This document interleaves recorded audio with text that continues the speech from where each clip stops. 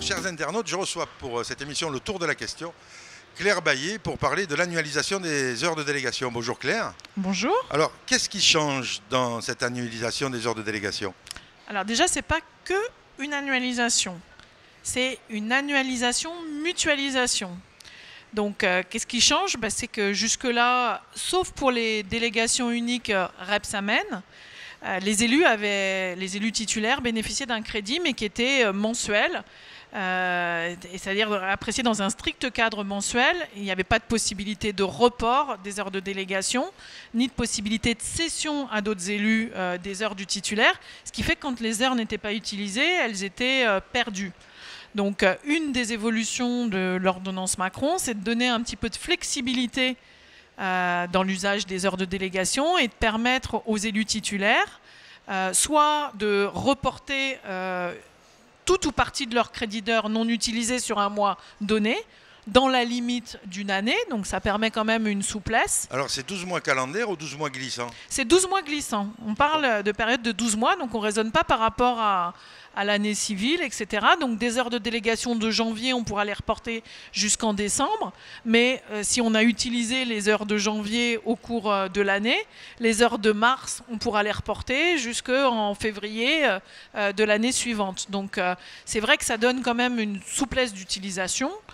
Donc ça, c'est un volet seulement de la flexibilité, puisqu'il y a un deuxième volet, c'est la possibilité aussi de mutualiser les heures. Alors, ce n'est pas tout à fait une mutualisation, puisqu'en fait, le délégué titulaire qui a des heures peut en donner soit à d'autres titulaires, soit à des suppléants. Donc voilà, donc il y a les deux aspects se cumulent. Il y a une possibilité de report d'heures, mais aussi une possibilité de répartir autrement entre les élus les heures. Qu'est-ce que ça apporte exactement aux élus, ça?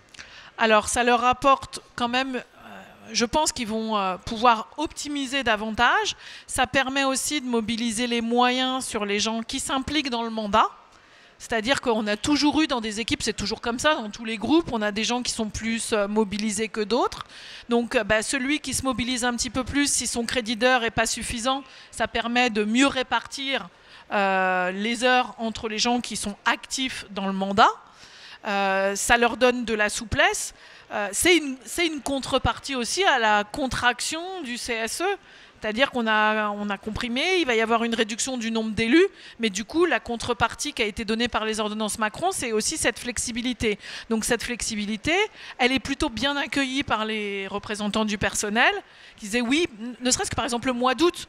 Le mois d'août, les gens sont en congé, enfin les heures, les crédits d'heures de délégation, ils ne sont pas utilisés à plein.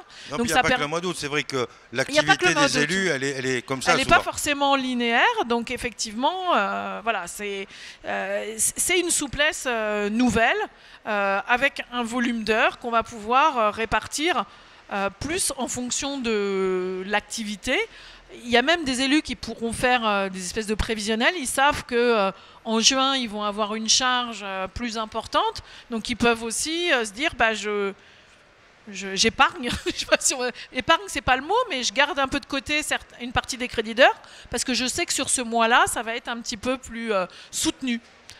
Donc ça leur permet d'adapter les crédits d'heures et les moyens en temps au moment où ils en ont le plus besoin.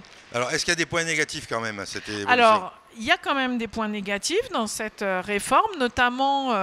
alors, dans les points positifs, avant d'aborder les points négatifs, dans les points positifs, il y a quand même, ça permet d'impliquer les suppléants avec le jeu de la mutualisation, parce qu'eux n'ont toujours pas de crédit d'heure, sauf à le négocier dans des accords, donc ça permet aussi de donner un petit peu de temps aux suppléants.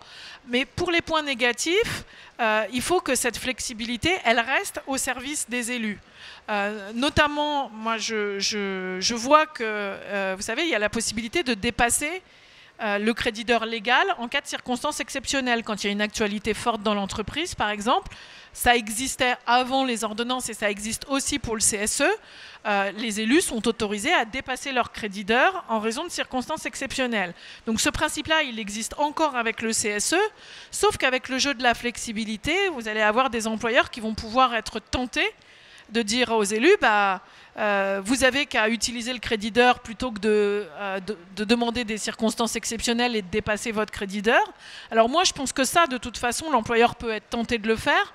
Mais je pense que légalement, un élu, il peut refuser. C'est-à-dire qu'un élu, mettons, qui a stocké quelques heures en prévision, je ne sais pas, de la distribution des chèques vacances au mois de juin, si, entre-temps, il y a une réorganisation dans l'entreprise, l'employeur ne va pas pouvoir lui demander, à mon sens, lui imposer en tout cas d'utiliser son stock d'heures qu'il a mis de côté plutôt que de dépasser. Donc ça, il faudra que les élus soient vigilants.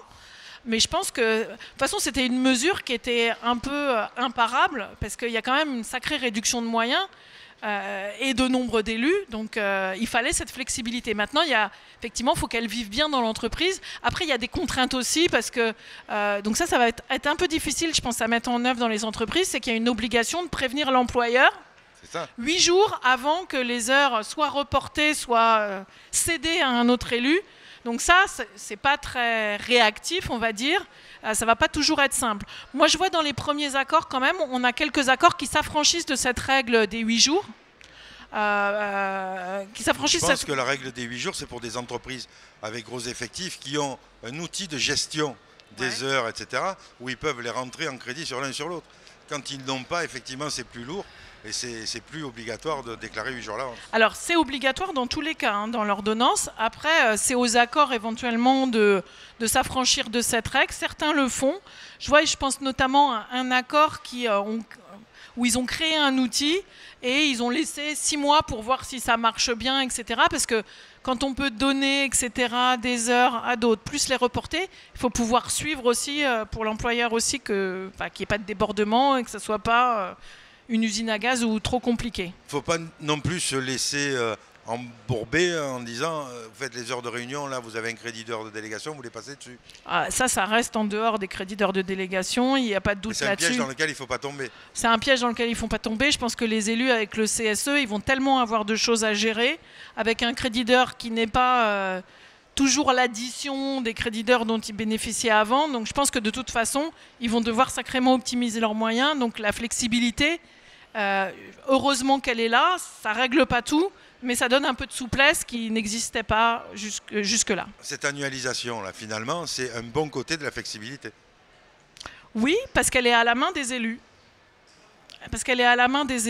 Elle leur permet de s'organiser. Vous savez, ce n'est pas la même chose que la flexibilité du temps de travail, parce que les élus, ils n'ont que quelques heures de délégation, ils doivent articuler ça avec leur contrat de travail. Hein, on n'a pas, alors, sauf dans quelques grosses entreprises où il y a des permanents, mais ceux-là, ils ne se posent pas la question, ils sont délégués à temps plein. Dans la plupart des entreprises, quand même, il y a la question de l'articulation aussi avec le contrat de travail. Donc, effectivement, quand on a du boulot, par exemple, et qu'on a une petite souplesse, ça permet aussi de lisser, de rendre plus compatibles les deux, parce que c'est quand même quelque chose d'important pour aussi trouver des candidats qui s'investissent dans le mandat, etc. Parce que ça va être aussi un défi du CSE. Dans les plus petites entreprises, la charge d'avoir 3 missions avec un seul mandat, hein, celle des ex-DP, celle de l'ex-CHSCT, un des défis pour les syndicats, ou pas les syndicats d'ailleurs, mais ça va être d'arriver à pourvoir tous les sièges, parce qu'il y a des salariés qui vont être réticents à ça aussi, hein, parce que ça représente une charge importante, malgré tout. Hein. C'est ça, même en les annualisant, il n'y en a pas tant que ça pour la mission. J'avais eu un jour un délégué du personnel d'un établissement de Renault qui disait « Moi, mes 15 heures, je les passe pour faire les questions d'épée du mois d'après. » Donc rien que pour ça. Donc on imagine bien qu'avec la fusion des instances, on ne va pas avoir des heures en trop. Alors le volume légal n'est pas colossal, donc heureusement qu'il y a la flexibilité. Après, des moyens en temps, que ce soit crédit d'heure ou pas, on peut les négocier quand même dans les accords. Que ce soit par exemple que l'employeur prenne en charge une demi-journée ou une journée de prépa avant les réunions plénières, sans que ce soit un crédit d'heure dédié, c'est possible dans les accords. Dans les premiers accords CSE qu'on voit passer, parce que ça y est, hein, les choses sont enclenchées, on voit arriver les premiers accords qui sont plutôt dans les grosses entreprises, mais il y a des moyens en temps, que ce soit des heures pour les membres des commissions, que ce soit des heures pour les suppléants, alors que la loi, enfin le décret prévoit que des heures pour les titulaires. Donc il y a quand même des moyens en temps à côté des heures de délégation des titulaires. Alors certes, dans les petites entreprises, ça va peut-être être plus compliqué de négocier ces moyens-là. On les voit dans les grosses où il y avait déjà des moyens. Mais voilà, mais du temps pour les commissions santé, sécurité et conditions de travail, on le voit quand même fréquemment dans les accords, et heureusement. Alors c'est important de le stipuler. La loi prévoit un cadre, mais tout est négociable dans les accords. Donc ne négligez pas la possibilité de négocier un peu plus d'heures parce que vous n'en aurez pas de trop pour accomplir vos missions. Alors tout est négociable sauf le CSE. On est Merci Claire.